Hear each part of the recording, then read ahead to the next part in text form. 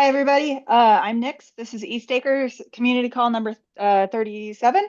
And we are introducing some smoothing pools to you today. One smoothing pool is DAppNode Smooth. One smoothing pool is called Smoothly.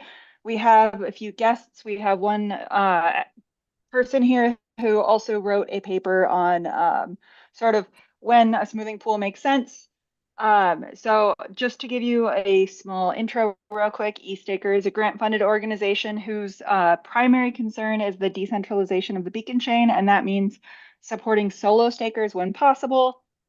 Sometimes we venture into like liquid staking tokens and other things that are associated with solo staking or staking in general.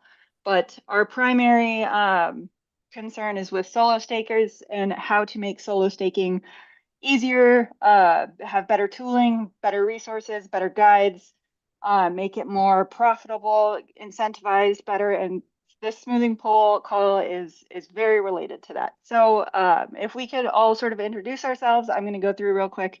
We've got Torsten Behrens, who's also York Down. He's part of EthStaker. We've got Ken, and Ken is from Nextblock Solutions, which is his own company. Kody is from Smoothly. Lanski is from Smooth, which was part of DAppNode, and Marketin, who goes by Mark, is also part of DAppNode. So if I could get sort of you guys just to introduce yourselves and tell the audience sort of how you came to think about smoothing pools and what your background is, that would be great. Let's start with Ken. Yeah, hey, good day, everyone. I'm Ken Smith. I'm not only the founder of Nextblock Solutions, I'm also a rocket scientist with Rocket Pool. If you're unfamiliar, Rocket Pool is a liquid staking protocol that is fully permissionless and decentralized. And it allows node operators to run a validator. They call them mini pools with Rocket Pool with less than 32 ETH. And one feature that it has is something that it calls the smoothing pool or the smoothie pool, which is also a MEV smoothing pool. And I had the privilege of doing some early analysis to see if it made financial sense to participate or not participate in a smoothing pool. Awesome. Kody, do you want to introduce yourself? Yeah, absolutely. So my name's Kody Sale. I am founder of Smoothly. I started Smoothly as kind of a home staker. That's how I got into it. That's kind of where Smoothly was born out of, was the EthStaker Discord conversations. Started working on it in mid 2022 and it's become my passion project since. And prior to that, I worked in the engineering field. That's what my education background is in. And I've kind of ditched that, and now I'm trying to go full time into Ethereum staking land. So, Hell yeah. Lansky and Mark, you guys want to go next? Yeah, Mark, go ahead. Hey, hello everyone. So, yeah, I have been a developer for DAppNode for the past few months, and I have been helping to develop Smooth for DAppNode. And yeah, mainly on the Oracle side, which is a main part of Smooth. And yeah, that's it.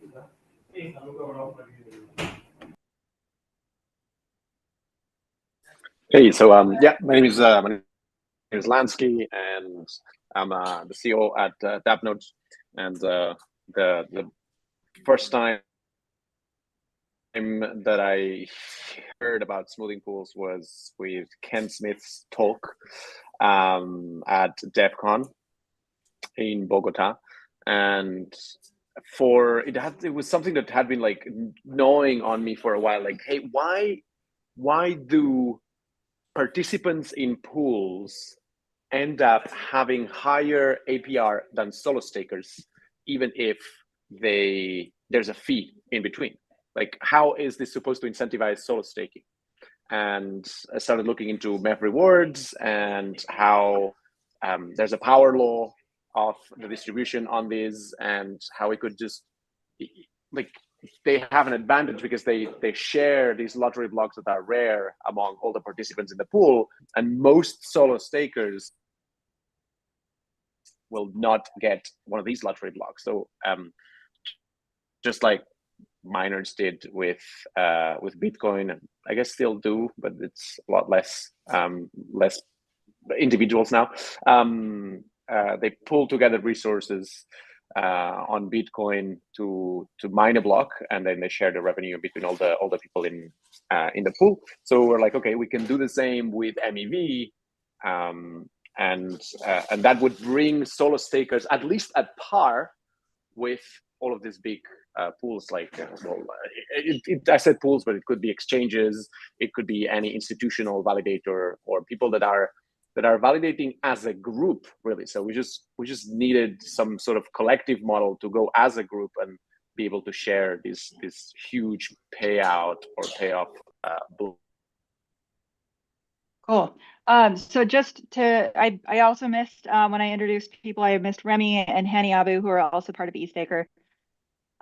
So I just want to, I assume that everybody watching this call knows what a smoothing pool is, knows what MEV rewards is, but just to catch anybody up who doesn't, like, when validators earn rewards, they're earning both consensus layer rewards and execution layer rewards. And the execution layer rewards can sort of be variable in what you get. It's totally random. It's based on what's happening on the chain. It's based on like the games that are happening between like searchers and builders, and so people look out for these things called lottery blocks, which means that when you propose a block, your execution rewards can be 0.005 ETH, or it can be 100 ETH. And people who get lottery blocks,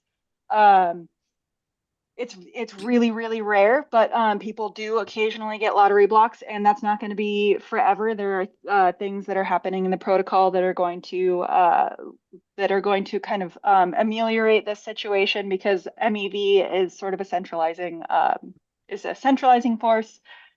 So Rocket Pool, which is a liquid staking protocol, has actually implemented a smoothing pool where the node operators who want to, they opt in and they join and they send their execution rewards to the smoothing pool. And I'm gonna ping Ken in a second to see if he wants to explain sort of the more technical aspects of what a smoothing pool is. But Rocket Pool has been live for over a year now, and Smoothly and Smooth are the first solo staking smoothing pool. So we're really excited about that. Smooth is now live. Smoothly is close to being live, but not live yet. So Ken, do you want to sort of go into like the technical aspects about what a smoothing pool is and how it works? Yeah, I'd be glad to. Nix, as you said, that there's two major rewards that a validator gets. There's the consensus layer rewards. These are the new issuance of ETH that a validator receives for doing the day-to-day routine work of securing the blockchain and reaching consensus. So they receive small amounts for their attestations. Each validator is randomly selected to be the block proposer. Excuse me. And when they're the block proposer, they receive a little bit larger consensus layer reward for being the block proposer. But these consensus layer rewards are basically uniform for every validator. A validator that's attesting very effectively, the rewards from one validator to the other do not vary substantially, right? There's a little bit of variance in that random selection for the proposer, right? On average right now, there's about 900,000 validators on Ethereum. There's about 2.6 million block proposals in a year. So on average, each validator should receive about 3 proposals, block slots to propose in over a year. Now that could vary. You could have a validator that is unlucky and doesn't receive many block proposers in a year. You could have one that's very lucky and maybe it gets 5 or 6 proposals in a year, right? But on average, they're going to be about 3. But where a smoothing pool really comes in, it's maybe not in the current designs that I'm aware of, really designed to smooth the consensus layer rewards, the way that they're awarded to proposals. It goes to the withdrawal address for the withdrawal credential for the validator, and so there's not really a way to direct those or to aggregate those. But the other set of rewards, as you alluded to, are the execution layer rewards. And these are the ones where the inclusion fees, the tips, and any payments for MEV extraction that are made to the block proposer, the validator, the proposer can actually direct those to an address of their choice when they register with the MEV boost relays. And that's called the fee recipient. And the proposer can change that fee recipient basically almost every epoch as they register with the relays. You can have it go to your personal wallet. You can have it go to a cold wallet. You can pick wherever you want it to go. So the ideal of a smoothing pool kind of comes out of this principle, which is, well, since you have just some random chance of getting a block proposal, maybe it's a low number, maybe it's a higher number. And then even then, most of your execution rewards come from the MEV. And so these range, if you look at, you can, the MEV boost actually produces a record of all of the MEV in past blocks, and you can download their data set. They make it publicly available. And when you look at it, it has this really long tail distribution, right? So most MEV is very small amounts, let's say 0.05 ETH in a block. Okay, and that might be about the median value or the average value.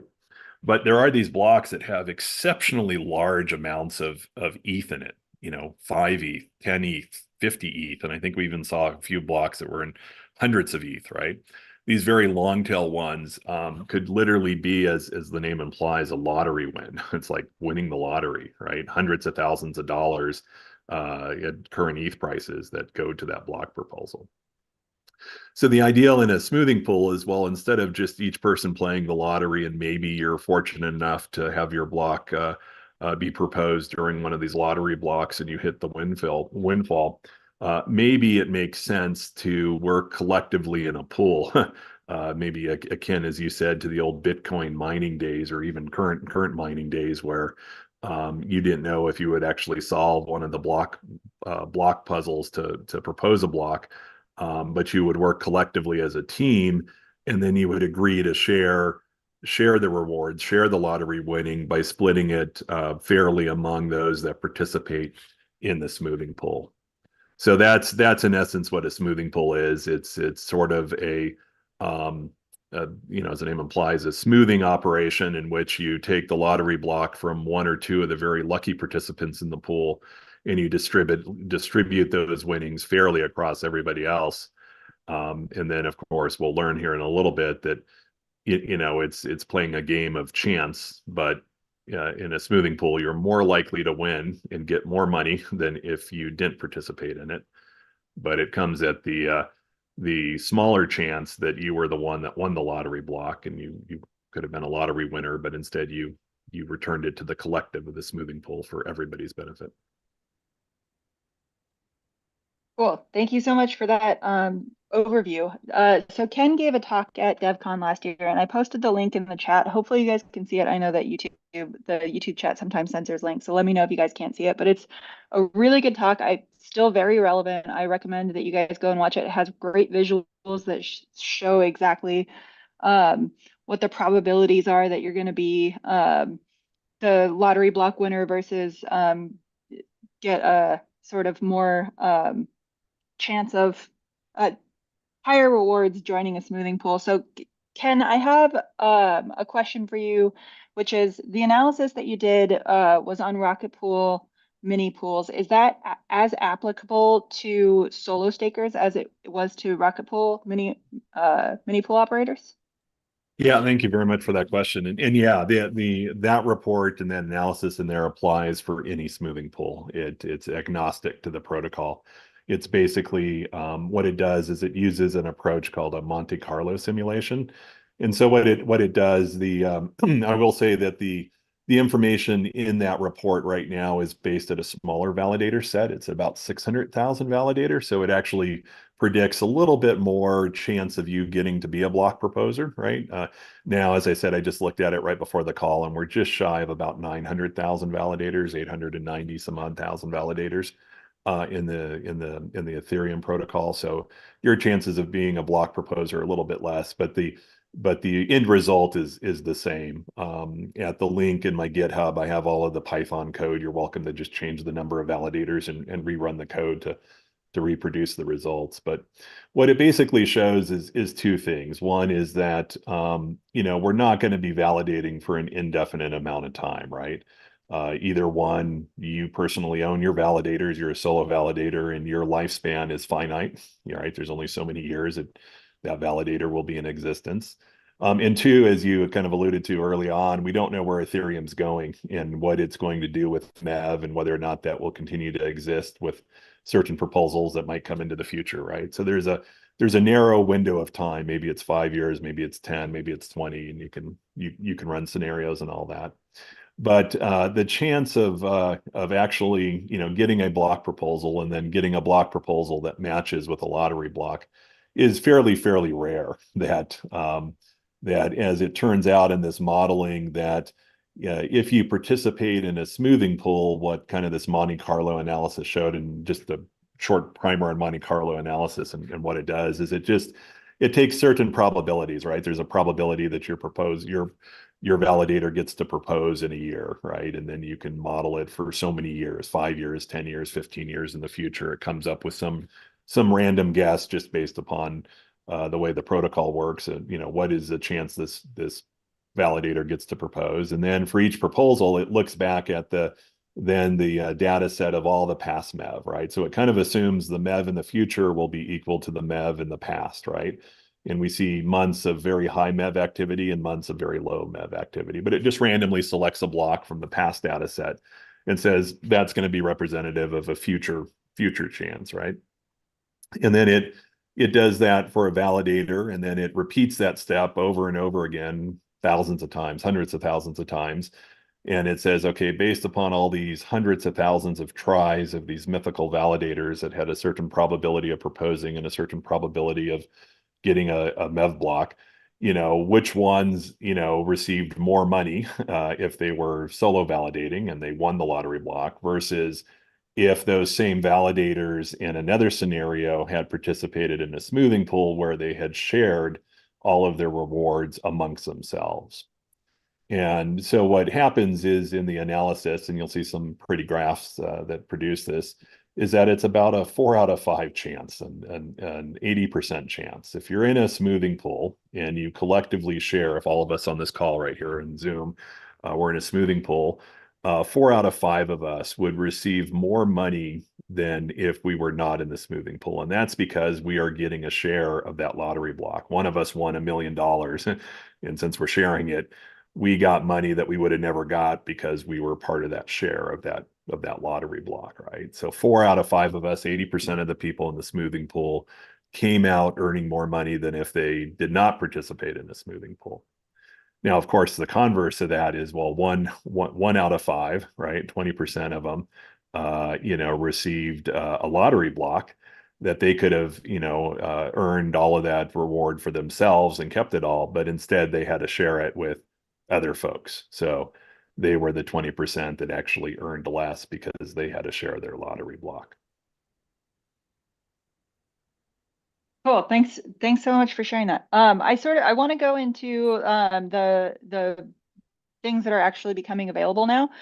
So maybe Kody, you can tell us a little bit about Smoothly and what your vision is for Smoothly, and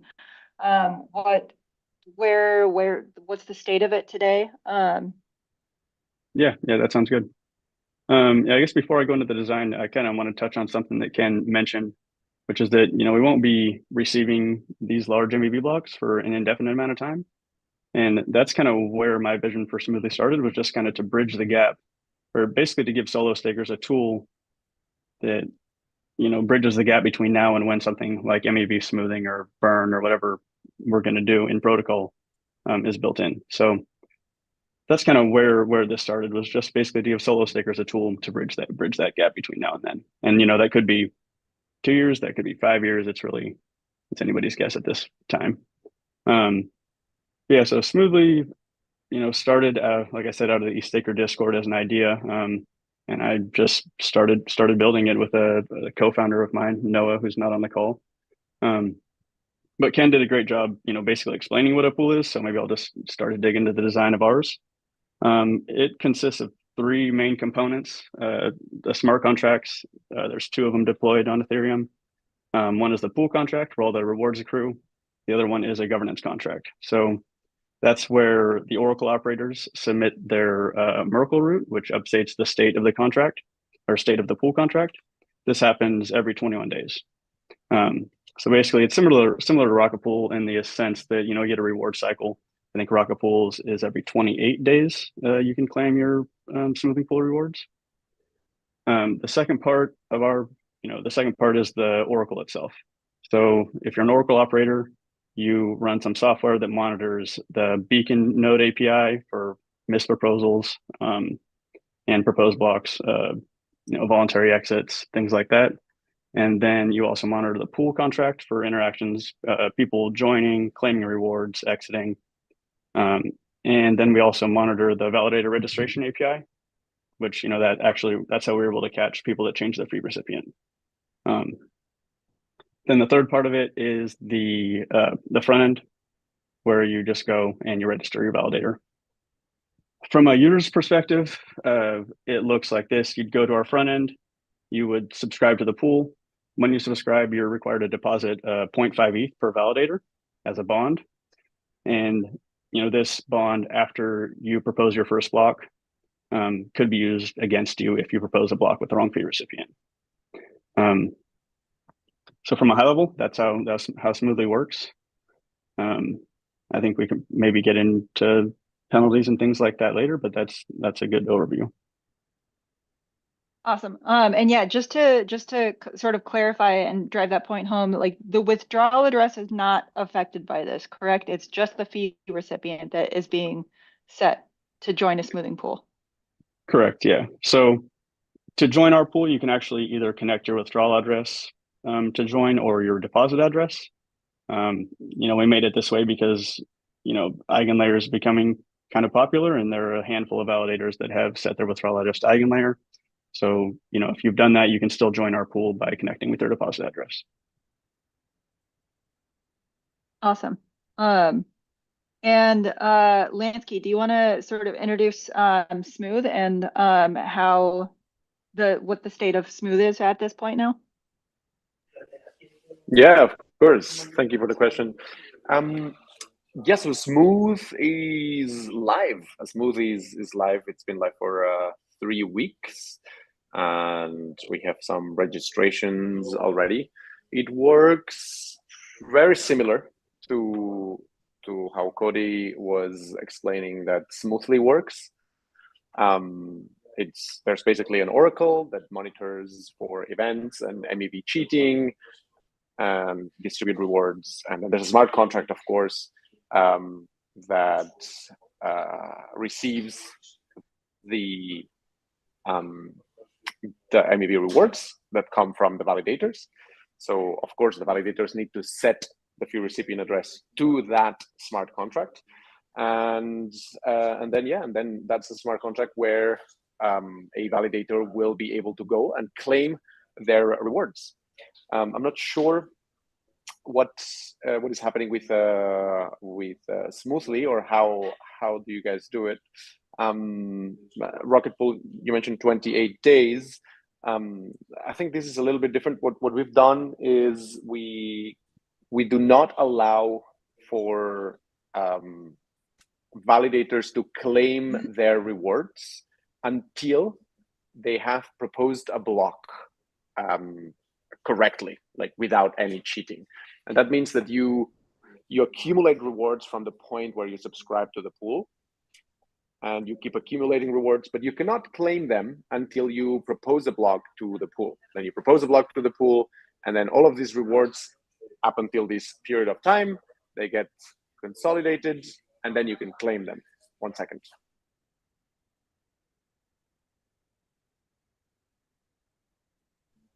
Sorry, there's a little bit of noise here.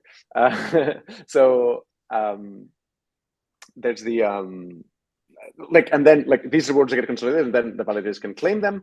But everything that has happened since this proposal until the next goes through the same process. You can start accumulating, but they do not get consolidated until this happens. This makes it extremely difficult to cheat. We can go into the cheating mechanics a little bit later on, but it basically simplifies a lot the mechanisms that we need to take to avoid this cheating. Because if at some point you try to cheat, you will lose all the rewards from the point where you last proven that you were honest, which means either the registration or the last block that you proposed. Yeah, so 300 validators, 344, I think, validators so far. About 2 ETH of in the contracts. 344 validators is not small. That's awesome. It's not especially small. Because I remember Ken was saying in his talk at some point that it matters how many validators are in the pool compared to how many validators you run.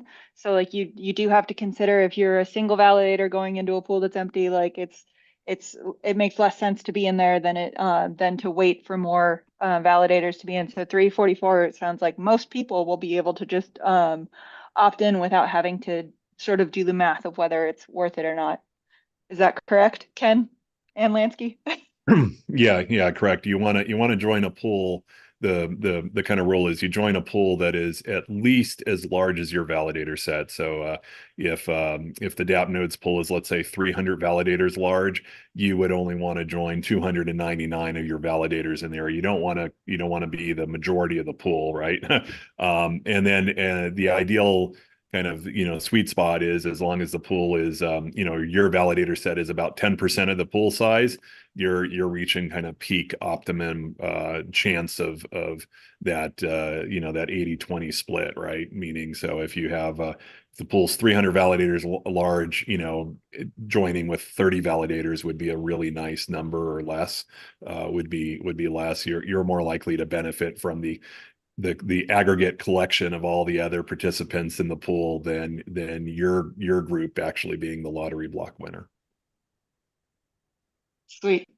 Sorry, Lanski, I interrupted you. If you have more to say about how Smooth is going. No. Just maybe adding that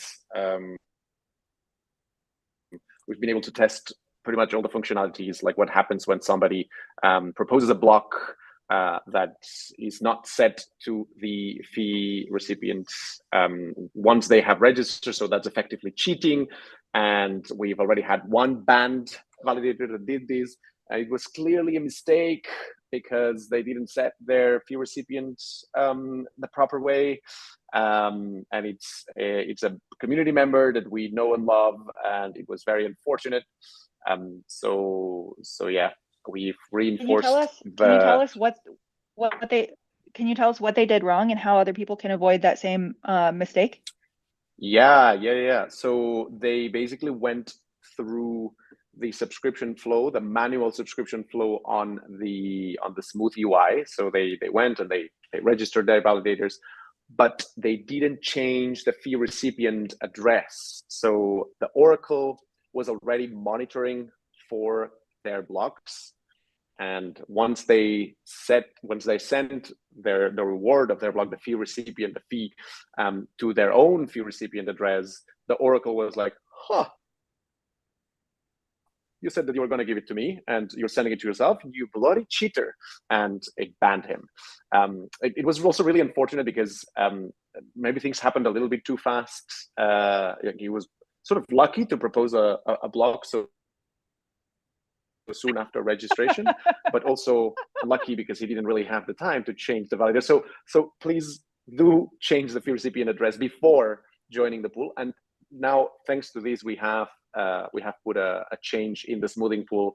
We have plastered the registration process with warnings. They were already there, to be fair, but we've made it harder to not read these warnings. Okay, so it's a two-step process. One, go through the smooth UI and then change your fee recipient. And like if both of those steps don't happen, then you could be banned. Yeah, so the order, like, you don't have to register in the smooth UI. If you set your fee recipient address to the smooth contract, as soon as you propose your first block, the Oracle will assume that you want to register, because that's why you send your fees there, and will automatically register you. Okay, so you don't even have to go through the smooth UI. You could You just don't set even your have fee to go through the recipient. smooth UI. Okay. That's right. It does have an advantage to go through the smooth UI. And it's because you might take X number of days or even months to propose your next block. And if you want to start accumulating rewards from now, from immediately now, instead, but from the point, like maybe 50 days from now, where you will propose your first block, you can already start accumulating rewards by manually subscribing. You will have to put 0.01 Okay, so ETH. Yeah, go ahead. In that case, the safest way to sign up for Smooth is going to be to change your fee recipient, go register immediately afterwards on the Smooth UI, and then wait to propose a block. That is absolutely right. Yeah, and Okay. that should work. Cool. Any hiccups so far on operation besides? Oh, Yorick has a question. More a comment. So we had a user who thought they had to change or set the withdrawal address on the validator, right? Just wanted to point out that withdrawal address and fee recipient are two entirely different things. The withdrawal address is where the consensus layer rewards go. That is set once and once only in the lifetime of validator. The only way to change that is to exit and make a new one. And the fee recipient can be set freely whenever. It's just a parameter in the client. Lanski is nodding. He knows all this. I know. Our Reddit user did not. They thought the two had to be the same. They do not have to be the same. They can be two entirely different things. Both should be set to an address you control. Don't set this to like a Coinbase address. Your ETH will be gone. Yeah, I guess So, also don't set it to the smoothing pool unless you want to send your 32 ETH to the smoothing pool when you exit. So this is true. That would be very a generous of someone. huge donation to the rest of the members Yes, of it the would smoothing be. pool, but probably not a happy day for the user. So fee recipient to the smoothing pool, withdrawal address to your own hardware wallet or safe DAO safe or something. Yeah, that's how it works. And the advantage of this is that like if somebody can join a smoothing pool, somebody could even join Smooth, run with Smooth for a while, decide they don't want to be in a pool, change their mind, set their free recipient to their own address, and then maybe Smoothly launches and they decide they want to give it another shot, they can switch to Smoothly. So it's dynamic. You can shift in and out of this. It's not like the withdrawal address. Absolutely. So any Lanski, any hiccups besides that one validator mistake? No, no, that's been really, it's been really a smooth ride. The only other hiccup that we had was on the front end side, where Wallet Connect was not allowing Ledger users to connect with Ledger Live. There was a workaround. You had to connect your Ledger to your MetaMask. It is perfectly safe. Your keys still remain inside of your Ledger. But yeah, it was kind of annoying, because if you're used to the flow and you're comfortable with that flow of going through Ledger Live, then it was annoying. And that we had a few users at the beginning saying like, "Hey, I'd love to join, but it just doesn't work." But it was just a library issue, and we updated the library, and magically everything started working again. Nice. So we're gonna skip ahead in this agenda real quick, because two users in the YouTube chat had essentially the same question, which I'm sure that other people are wondering. If there are two smoothing pools, so I'm just gonna read Patrick's. Smoothing pools for Ethereum staking validators tend to perform better with larger pools, and considering the variety of pools available today, how do we address the potential issue of fragmentation? While competition is beneficial, excessive fragmentation might lead to suboptimal outcomes compared to a more unified approach. So basically, does it make sense for smoothing pools to coexist? That's a really, really good question. And the answer is a resounding yes. It does make sense, especially because we have a lot of solo stakers. We could have more, and that's precisely why smoothing pools exist, to make it more attractive. We can talk about incentives later, but yeah, it does make sense because the threshold to be more profitable that as a solo staker, as Ken mentioned, it's bigger than your own validator said, and then 80% of the times this will result in being profitable. So as long as your validator said, or as long as the people in the pool, or the pool is bigger than your validator said, then it does make sense 80% of the time. And so yes, for sure it makes sense, especially for solo stakers, who will of course see increased benefits the more people in the pool there are. And it is not clear, we can only back test these things, so it might not be like this in the future, but it is not clear what is the optimal size of a smoothing pool. But my intuition is that it's sort of like a sigmoidal like formula, where if you have very few validators, it is very not worth it. Then it increases, and then it just sort of tapers off, and it starts growing less big. So I don't know exactly when this tapering off process happens, and it will depend on the blocks and like 1,000 things. But yeah, it is definitely worth it, because we need variety, and we don't want we do solo staking to favor decentralization and resilience of the network, and we definitely do not want to be another centralization point, and one point that could hurt or harm. Like we've audited our smoothing pool, and I'm sure Smoothly has done so as well.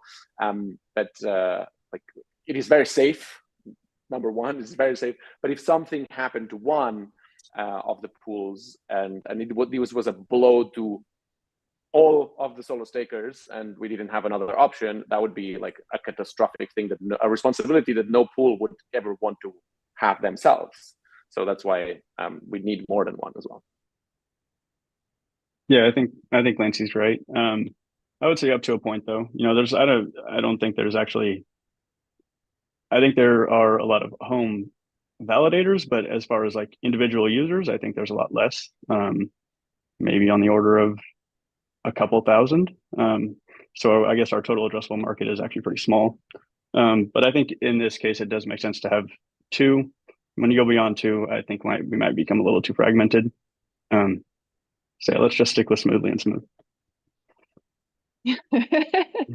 Nice. Don't get any ideas, you guys. No more. We're done. Okay. Do we want to sort of get into the technical aspects of each, like the mechanics of? I would love to hear about the fees for each, and sort of the technical aspects of how. Well, let's go to the fees first. Kody and Lanski. Kody, do you want to talk about what fees are for Smoothly and where they go? Yeah. So we built this as, I call it, a sustainable public good. So Smoothly this itself isn't taking any fees, but there is a 1.5% fee that we take from the pool during each reward cycle. It gets distributed to the 6 Oracle operators. So that 1.5% is split between all the Oracle operators equally. And that is there basically just to cover gas costs, and that's it. So it's very straightforward. 1.5% split between all the Oracle operators. You can see it on chain, and that's how the fees work there. Nice. Lanski? So we have a flexible fee that is now set at 7%. This is so what the objective, or where these fees go, is they go first to increase the oracles. So in pretty much the same way, we add oracles to the system as soon as the revenue of the system is able to sustain these oracles, and for the same reason, the fees are, because these oracles need to pay fees to submit the Merkle routes that will distribute the rewards, etc. So that's the number one part, and the second part is to pay for the development of the pool. DAppNode is a free open source project that has an association to steward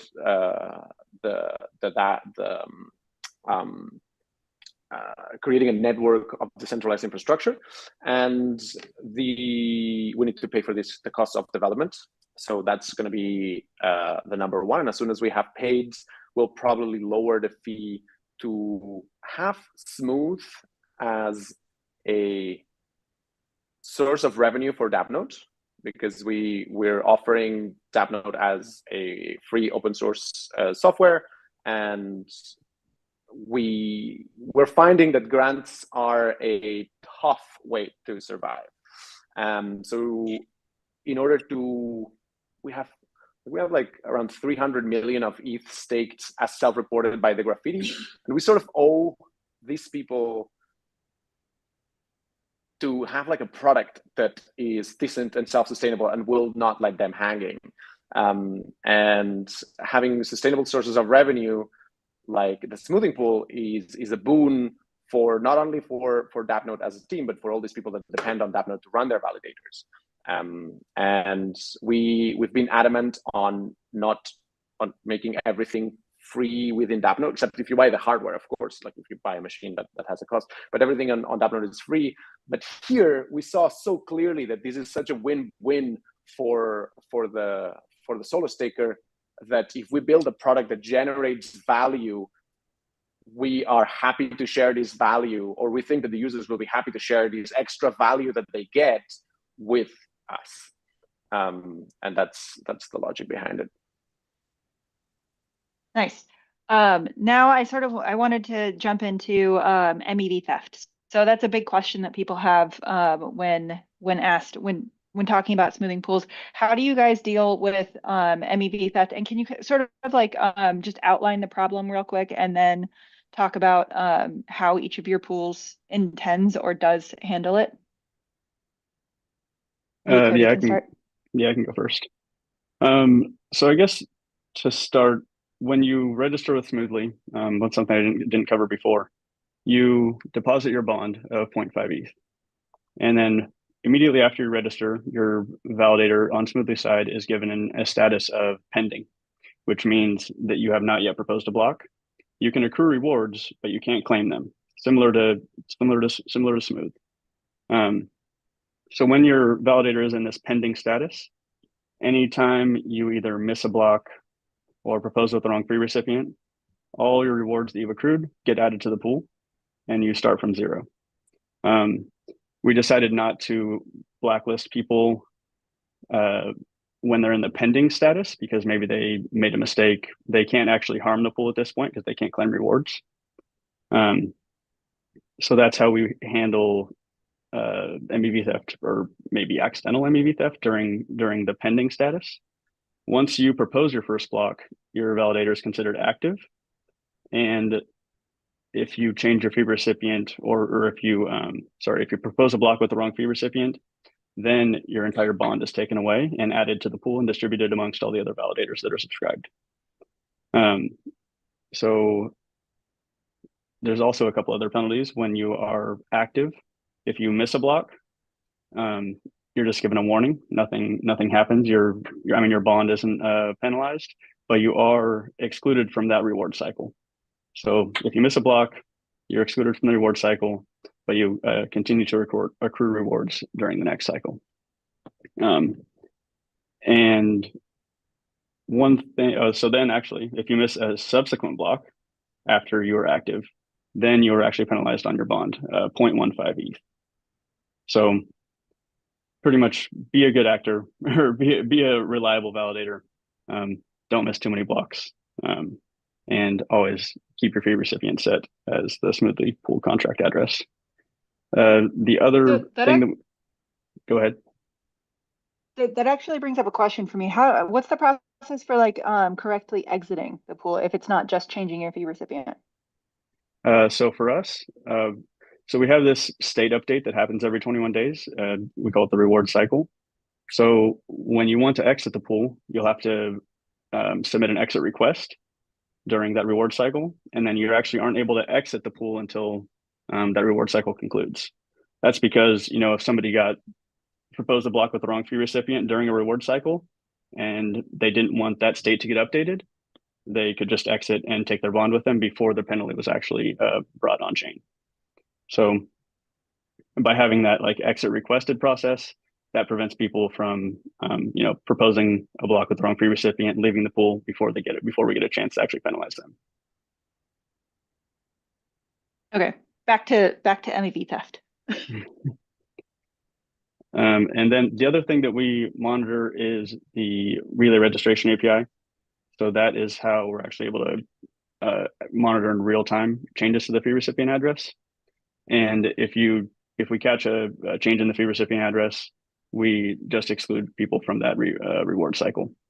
So, you know, I've actually done this on accident before. I've, you know, updated my config on my home validator and, you know, copy and pasted an old configuration I had and accidentally had a different fee recipient address.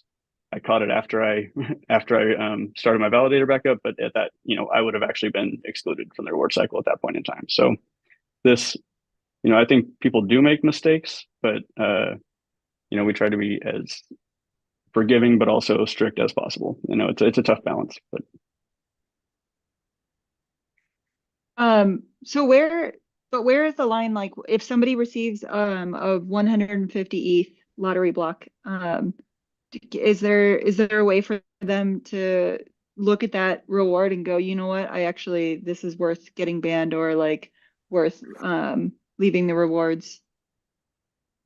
I mean, from my understanding, there are ways to do this. It requires people to be more sophisticated, but we do our best to, by having that 0.5 ETH bond, that would prevent any MEV theft on, you know, 99% of blocks.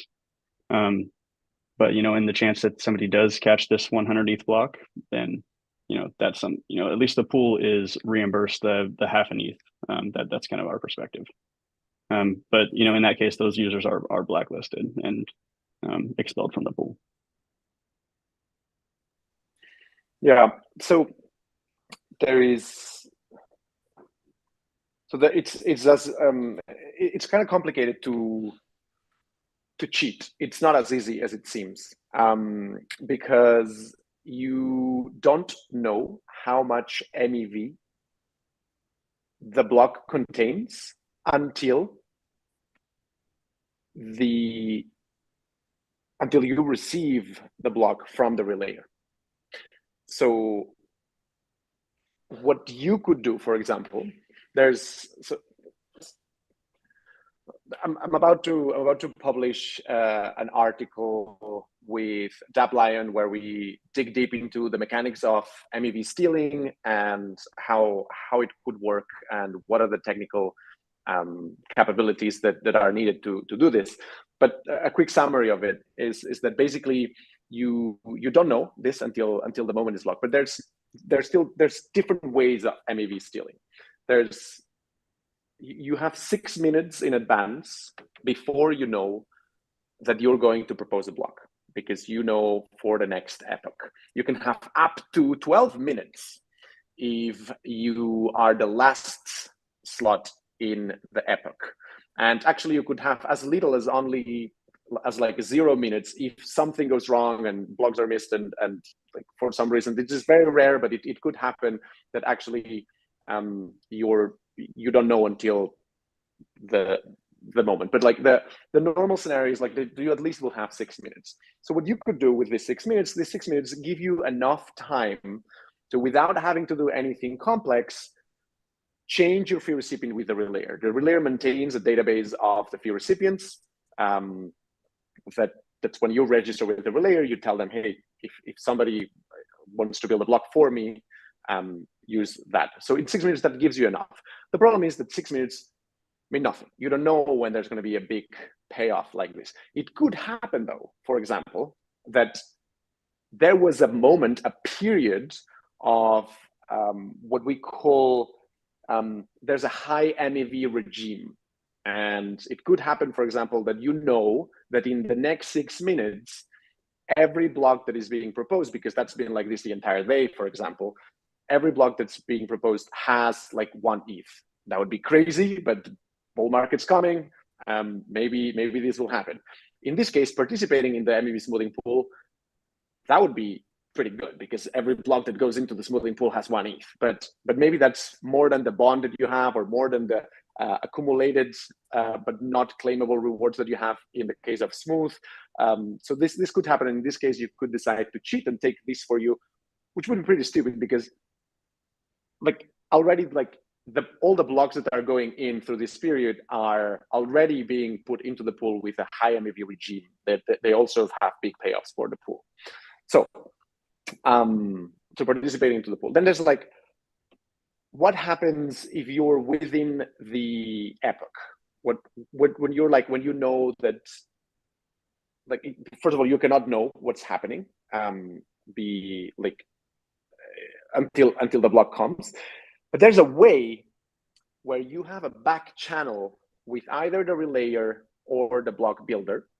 And when you receive a block that has the fee recipient, that has a high MEV or above your threshold of profit, you could back channel to the builder and say, hey, give me this back, but change the fee recipient to mine. If it's one of these 100 blocks, this would be profitable. Now, the technical complexity of building a solution like this, which is basically recreating back channel, MEV boost is already a back channel that goes behind the protocol. Like, to begin with, the execution client should be building the block, but we've created a back channel to allow for block builders to give you these blocks. Now, you would need to build a second back channel to cheat on the first back channel, because you want to skip the relayers, because the relayers actually get no fees. If you collude with a relayer, the relayer could maintain lists of like a separate, like a shadow list for if fees are high. But if you collude with the relayer as a solo staker,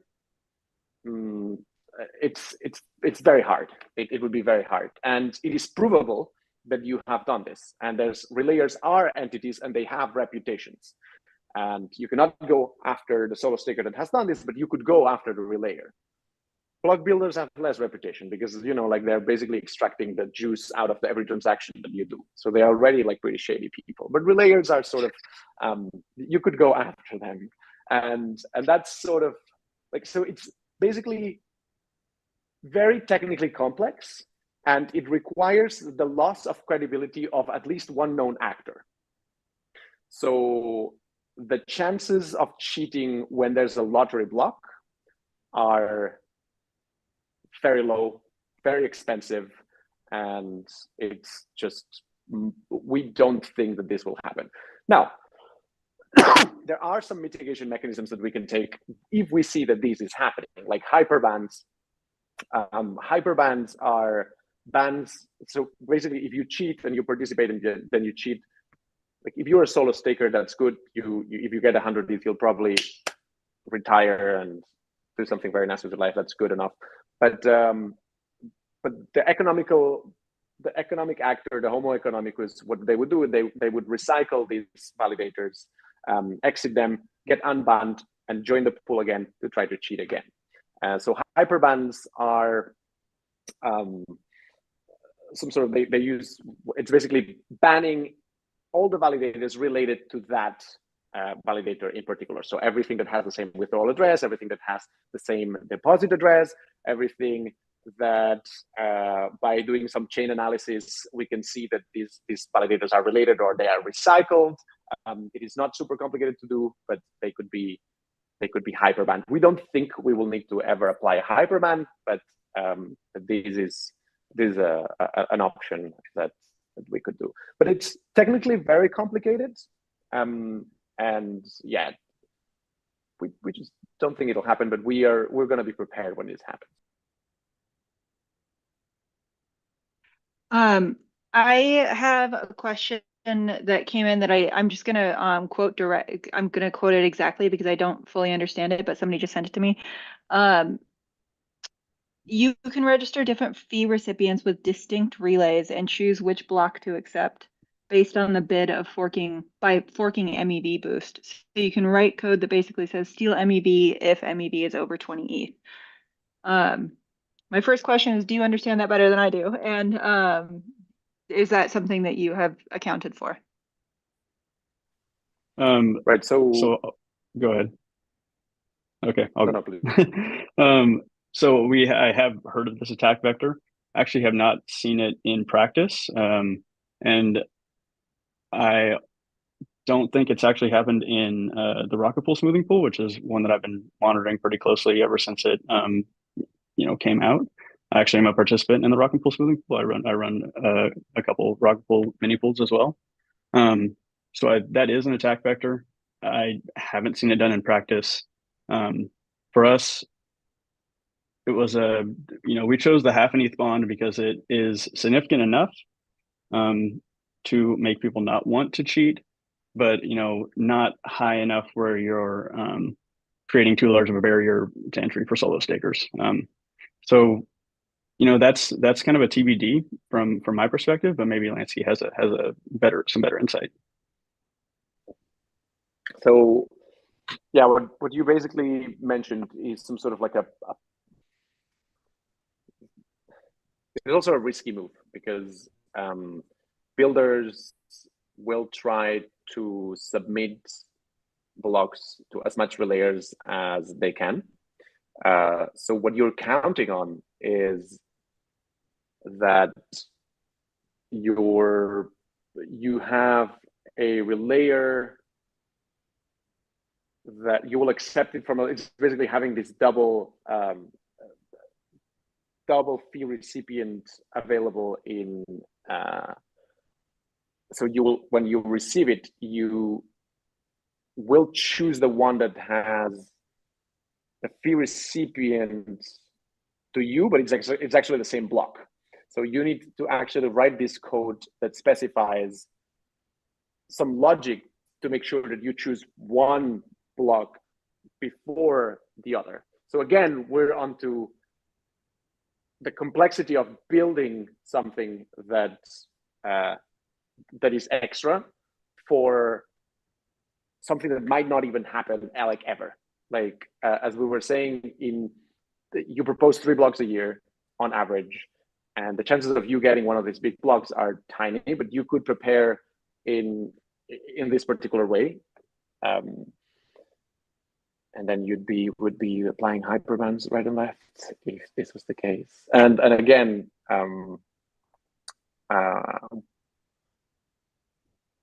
there is some technical complexity to it, and we'll cross that bridge when it comes. But I really don't think it will be a problem. Okay. We are running short on time, so real quick, I just wanted to cover very quickly. So who are the Oracle operators for each of you guys? Kody? Okay, so I myself am running an Oracle. My co-founder Noah is running an Oracle, and Anthony Sassano from the Daily Gway is running an Oracle. EthStaker is running an Oracle. I think Sam is running that. Crypto manufacturer, so Thorsten is running an Oracle, and then Astus Relay. So Max and Austin, they're running an Oracle. So in order for the state to get updated, it requires a 4 of 6 consensus, so 2/3. So essentially, if Noah and I were like, we're going to rug everybody and steal the funds, the four of them could be like, no, you guys can't do that. So that's the reason we chose 6. We don't plan on getting any more oracles. I don't think it's really necessary. But those are our operators. Okay, and Lanski? DAppNode, Giveth, and Mega Labs. Mega Labs have done thousands of extremely useful tools like scrapers, scrollers, EthStaker. They have gotten like grants from the EF, from everything that has to do with nodes and measuring nodes and oracles. They're absolute experts on it. So yeah. Awesome. So Smooth is already live, DAppNode Smooth is already live. Kody, when does Smoothly go live? So we'll go live January 10th. That's when we can start onboarding home validators. And with that, the first reward cycle, during our last during Gitcoin grants round 19, we raised some funds, and then in that round, we said all donations would be contributed to the smoothing pool to incentivize validators to join, and to also, I know Lanski's running a very similar campaign to basically, I think we have the same goal, right? We want to I think the incentives are messed up. Home validators should be most profitable to be running validators at home, and you should not be incentivized to join a Coinbase or a Kraken. So, I think we have the same goal here. I don't see us as truly competitive. I think we can work together and, bring more home validators on the network. Speaking of, I did want to cover one more thing, which I think Lanski knows exactly what this is. Have you guys thought about extra incentives to bring solo stakers into this pool? Yes. So Kody just mentioned one. Just basically dumping ETH into the pool makes this ETH being distributed to all the participants in the pool. And I think both Smoothly and Smooth have these sort of, I like to see them as public goods funding, because that's really into fashion right now. Public goods funding is kind of like a buzzword, but it truly is, if you consider public good, like solo stakers as public goods, because they help decentralize the network and make it more resilient. So it's public good funding in the sense that you can literally up the APR of all solo stakers that participate into the pool and make it more profitable for them and more attractive to get more validators or more people to solo stake. And with Kody, we've been talking about some sort of like an alliance, right? Like a solo staker smoothing alliance, where we sort of like gather together and we gather donations like through a Gitcoin grant or something, and we distribute these. So when you donate, you don't have you basically donate to both, and you're raising the APR equally for participants in one pool or the other. And I think that would be a great example of like cooperation, and we could raise a lot of money. This is Imagine super if, exciting because somebody just posted in the EthStaker. Yeah, somebody just posted in the EthStaker subreddit yesterday some question like, is there work being done towards incentivizing solo staking and making solo staking more lucrative? And the problem is that it's really difficult to identify solo stakers. And that is sort of by design. You don't want solo stakers to be super highly trackable and findable. So it's difficult to get numbers on like exactly how many solo stakers we have and where those solo stakers are. And so this is sort of a way that solo stakers can self-identify by opting into this pool. And if somebody wants to reward solo stakers in the future, this is a really good way to do it. Yeah, I totally agree. Nice. So is there anything that you guys feel like I didn't cover? Do you guys want to go talk about any like visions, future visions for the pool, other features for the pools that I didn't ask you about? Yeah, I might want to touch on a couple small things. I mean, like, we're obviously focused on getting this main pool launched right now, but as as I guess like a founder and just having this be a passion project of mine, it's hard not to think about what could come next, And I guess part of that would be the next hard fork. Denkun has EIP 4788 going into it, which could essentially make the protocol more trustless and maybe Oracle-less. Because the beacon route's going to be in the EVM at that point, so we might not need oracles to update the state of the contract. But and maybe that's something Lanski and I can collaborate on, maybe research in that phase. And also the other thing that's not necessarily in the hard fork, but is being talked about, is putting relay registrations in blobs instead of doing it through the relay registration API. So that could actually be on chain as well, so that we could have all our bases covered with it without having to run an Oracle. Cool. Yeah. I completely agree. Oracles are great, but it would be a lot better if we didn't have to rely on them, and make the system completely trustless. And relay registrations, or like getting in touch with relays and ensuring that the switcheroos of few recipients are not possible to begin with. Those are two of the main goals that we're focusing right now on Smooth. And I think the last thing that I want to touch on is that I wish smoothing pools didn't exist at all. I wish MEV didn't make it so smoothing pools have to exist to level the playing game. But yeah, I really think this is a temporary thing. I really think we're gonna get to a point where it's a lot harder for MEV to be as prevalent as it is right now, but we're not there yet, and we got to fight against this sort of centralizing power, and that's why I have so much respect for what Kody and Ken did even before I was aware that there was MEV smoothing pools as an option. Cool. Thanks you guys both for being here. I dropped a link to a POAP in the YouTube chat. Feel free to go collect those. And thanks for having it. Anybody else have any questions before I close out? Sweet. All right. Thanks for coming. Thanks for having us. Thank you so much, everybody. guys. Thank you. Take All care. right, see you later.